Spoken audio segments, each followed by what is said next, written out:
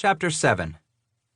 If you die with COVID, then you die from COVID. Wrong. Kary Mullis, the Nobel Prize-winning inventor of the PCR test, had some stark opinions on Tony Fauci. In an interview from the 1990s, Mullis said of Fauci, "Guys like Fauci get up there and start talking, he doesn't know anything really about anything, and I'd say that to his face. Nothing." Mullis was particularly critical of Dr. Anthony Fauci's approach to the diagnosis of diseases. Much controversy surrounds Dr. Fauci and his efforts in the 1980s to deal with the HIV/AIDS epidemic. Mullis continued, "The man thinks you can take a blood sample and stick it in an electron microscope, and if it's got a virus in there, you'll know it. He doesn't understand electron microscopy, and he doesn't understand medicine, and he should not be in a position like he's in."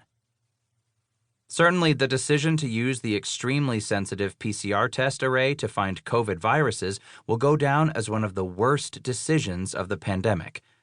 By comparison, at the height of the pandemic, we were performing more tests to find COVID in an hour across the country than we performed to find influenza in an entire year. Testing regimes required a massive outlay of funding from the federal government.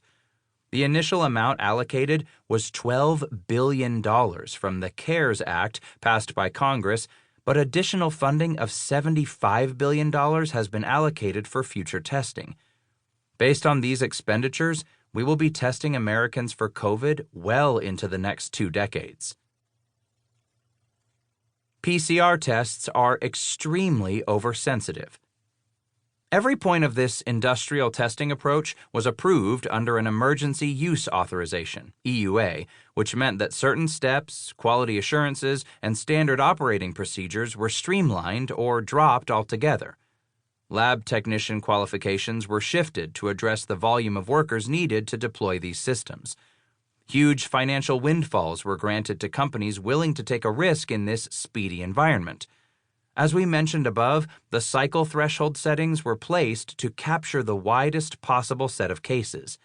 Team Reality was lambasted for implying that a COVID